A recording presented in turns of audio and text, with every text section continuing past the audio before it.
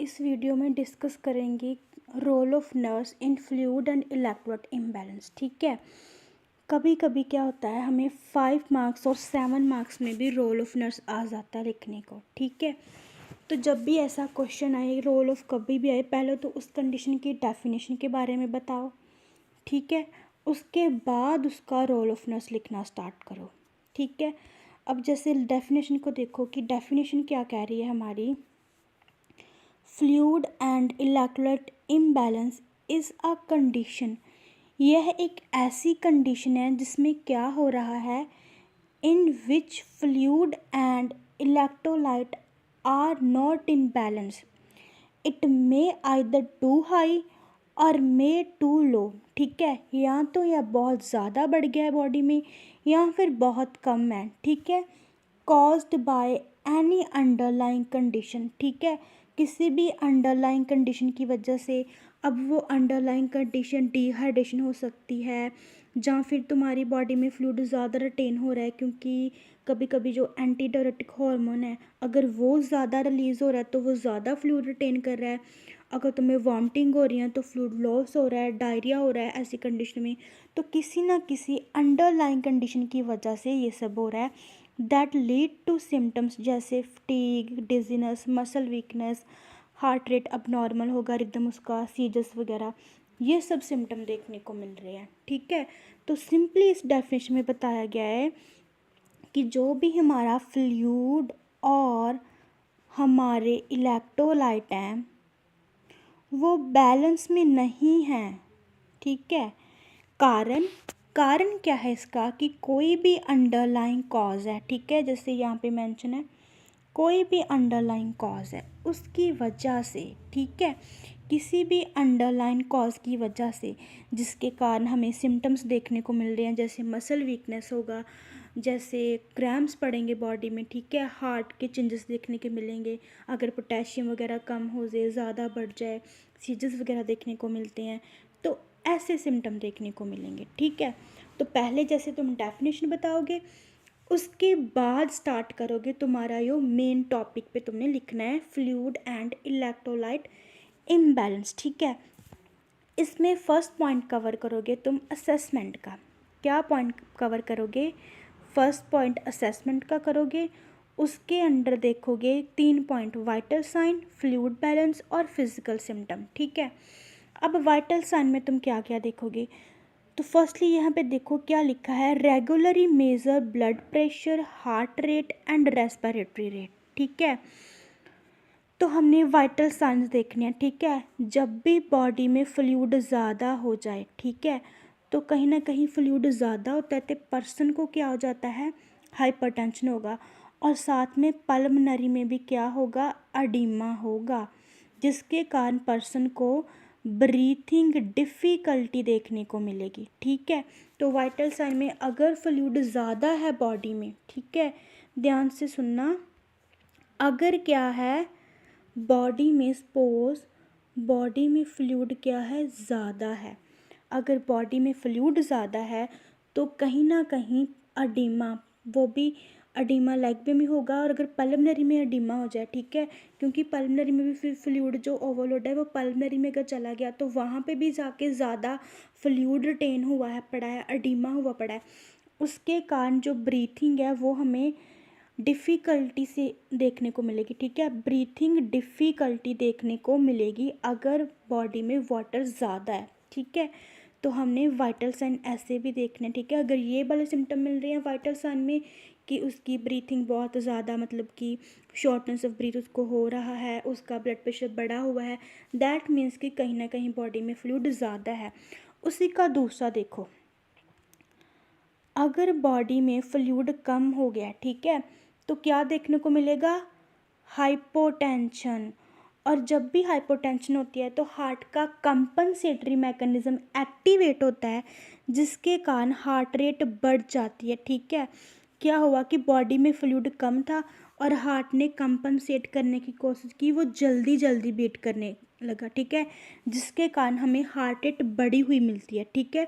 तो vital sign में हमने ये सब चेंजेस देखने हैं कि बीपी कम मिल रहा है, उसके साथ हार्ट रेट इंक्रीज मिल रही है, मतलब कि बॉडी में फ्लूइड कम है, लेकिन उसी तरफ अगर बीपी ज़्यादा मिल रहा है और साथ में शॉर्टनेस ऑफ ब्रीथ देखने को मिल रही है, उसका मतलब कि बॉडी में फ्लूइड ज़्यादा है।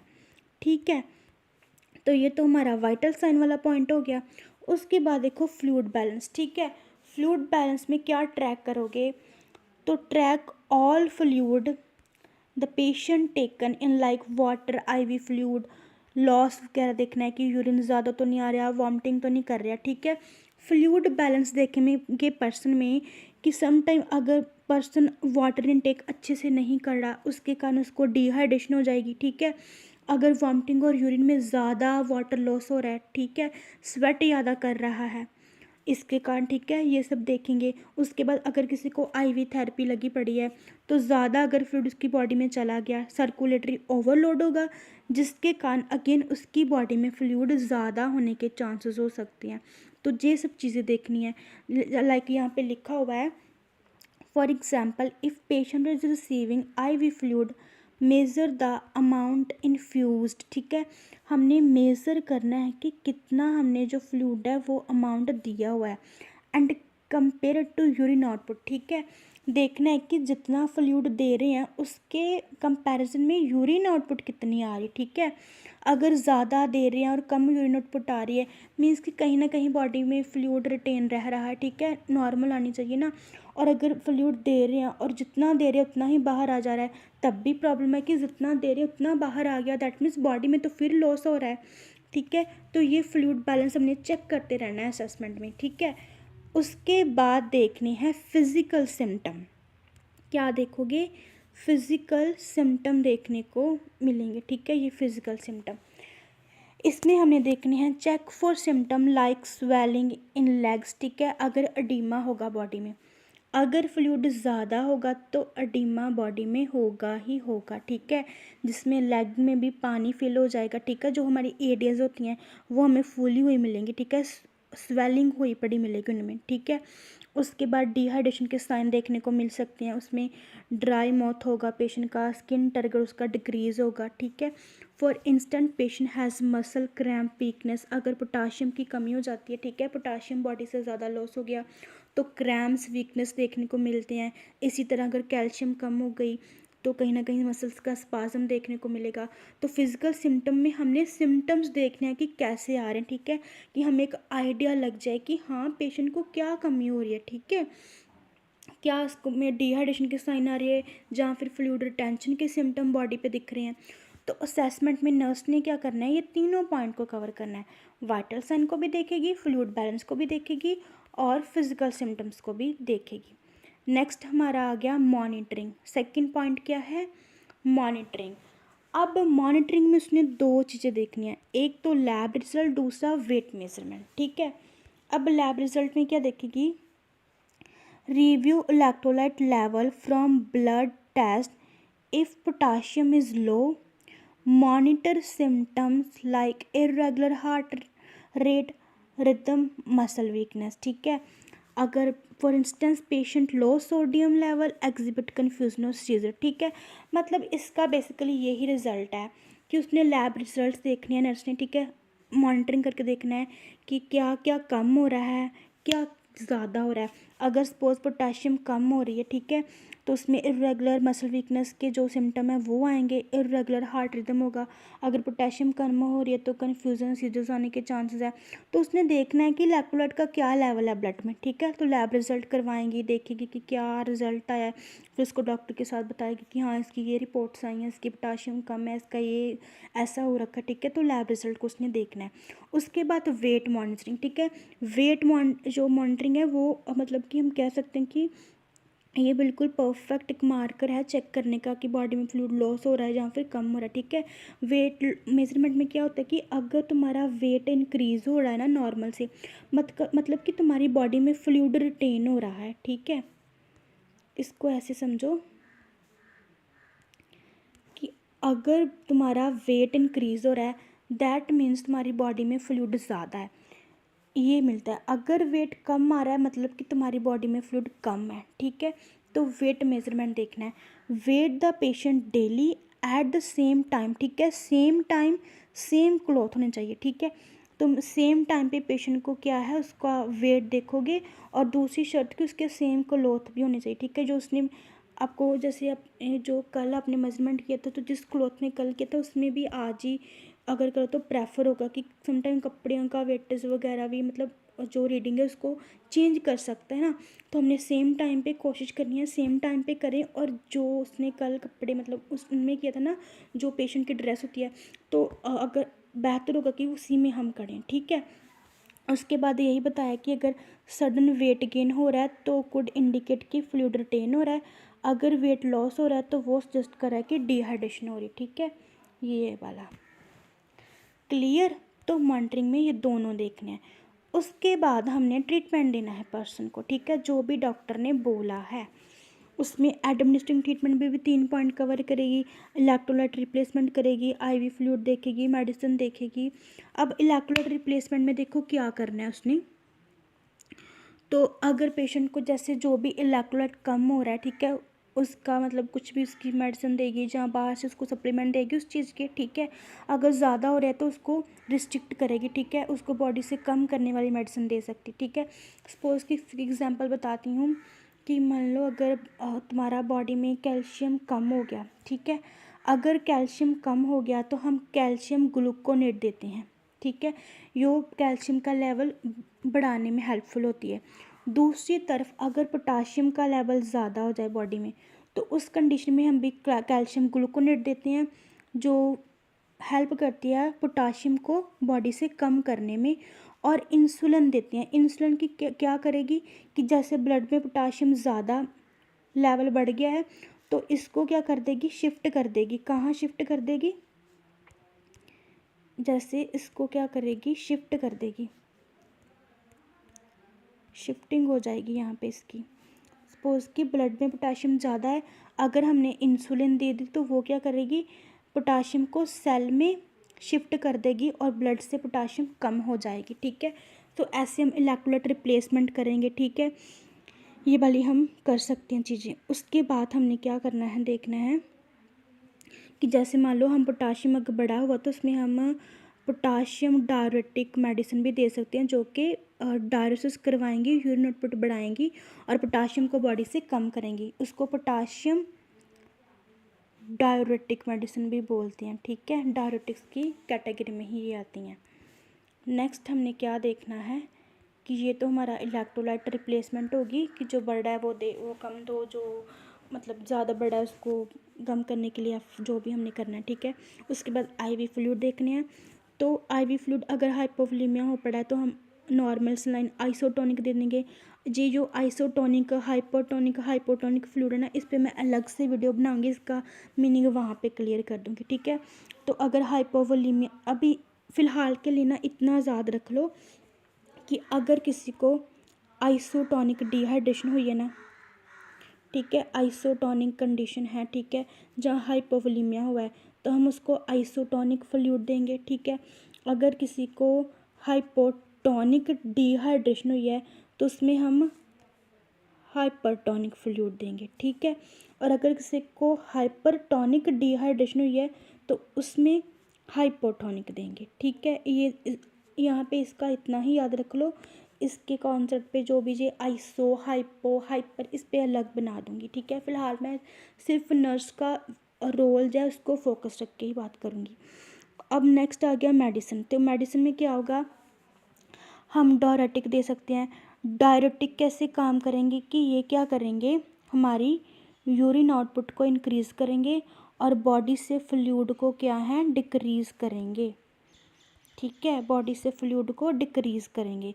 तो डायरेटिक हम दे सकते हैं पर्सन को, ठीक है, डायरेटिक दे सकते हैं मैनेज करने के लिए फ्लूइड ओवरलोड, ठीक है। If patient experiencing fluid retention, diuretic can help reduce access fluid and improve symptom, ठीक है। तो ऐसे हम मेडिसिन वगैरह दे सकते हैं। उसके बाद पेशेंट की एजुकेशन वाला पॉइंट देखना है। तो अब नर्स ने पर्सन को कैसे एजुकेट करना है, उसने ये दोनों पॉइंट कवर करने हैं। सबसे पहले teach the patient to identify, patient को टीच करना है कि वो आइडेंटिफाई करे, क्या करे, सिम्टम ऑफ इम्बैलेंस, ठीक है। हमने उसको सिम्टम्स बताने पर्सन को कि ये वाले सिम्टम होते हैं फ्लूइड कम होने के, फ्लूइड ज़्यादा होने के, है ना, जो भी इलेक्ट्रोलाइट कम और ज़्यादा होने के। तो उसको बोलना है कि आप सिम्टम को आइडेंटिफाई करो, आपको इनमें से कुछ भी मसल क्रैम हो रहा है, जहाँ आपको शॉक के सिम्टम आ रहे हैं, हार्ट रेट बढ़ रहा है, जहाँ बीपी की प्रॉब्लम आ रही है, तो आप तुरंत हमें इन्फॉर्म करो, ठीक है। पेशेंट को बताना है कि ऐसे आपने सिम्टम को आइडेंटिफाई करना है। उसके बाद डाइट और मेडिकेशन, ठीक है। पर्सन को बताना है कि कौन सी उसको मतलब कि चल रही है, डाइट चल रही है, या मेडिकेशन, ठीक है। अगर उसमें पोटाशियम ज़्यादा है, ठीक है, तो वो पोटाशियम कम ले डाइट में। अगर पोटाशियम कम है तो वो डाइट में पोटाशियम ज़्यादा ले, ठीक है। इस एग्जांपल के लिए बता रही हूँ, बाकी ये सभी में लागू होगा डाइट का, ठीक है।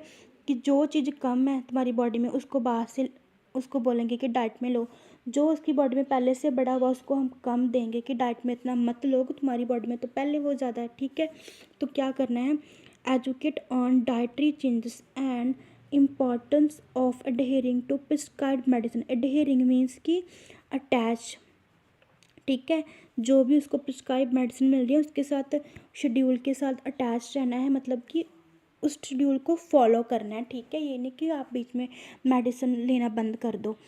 लाइक इन्होंने एग्जांपल बताई है, पेशेंट विद लो पोटाशियम में need to consume food high in potassium, जैसे बनाना में, ऑरेंजेस में पोटाशियम ज़्यादा होता है, ठीक है। ये एग्जांपल के लिए इन्होंने बताया है। तो ऐसे वो डाइट और मेडिसिन को मैनेज करेगी, ठीक है। उसके बाद आता है डॉक्यूमेंटेशन, तो रिकॉर्ड कीपिंग, ठीक है। डॉक्यूमेंटेशन में देखो, डॉक्यूमेंट ऑल ऑब्जर्वेशन, ठीक है।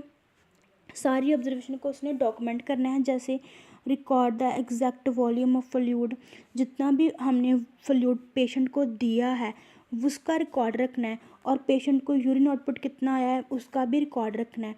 वाइटल साइन में कोई भी चेंजेस हो रहा है उसका रिकॉर्ड रखना है, और फिर ये बताना है डॉक्टर को कि हाँ अभी पेशेंट की कंडीशन ये है, पहले ऐसी थी और अब के रिकॉर्ड ऐसे बता रहे हैं हमारे ट्रीटमेंट के बाद, ठीक है। तो सारा उसका रिकॉर्ड रखना है। उसके बाद में ट्रीटमेंट डिटेल में देखो कि जो भी तुम मेडिसिन दे रहे हो, ठीक है, उनका रिकॉर्ड रखना है, ठीक है। कोई भी जैसे पोटाशियम वगैरह दे रहे हो उसका सब कुछ रखना है कि कितने टाइम पर दी, क्या रूट था, क्या डोज था, ठीक है। सारा उसका डिटेल रखना है। अगर कोई मेडिसिन बंद हुई है तो वो भी नोट करना है। अगर डॉक्टर ने कोई नई ऐड ऑन किया तो उसका भी रिकॉर्ड रखना है। तो ये सब उसने ट्रीटमेंट डिटेल्स अपनी डॉक्यूमेंटेशन में मैनेज करनी है, ठीक है। उसके बाद आता है कि कोलैबोरेशन, ठीक है।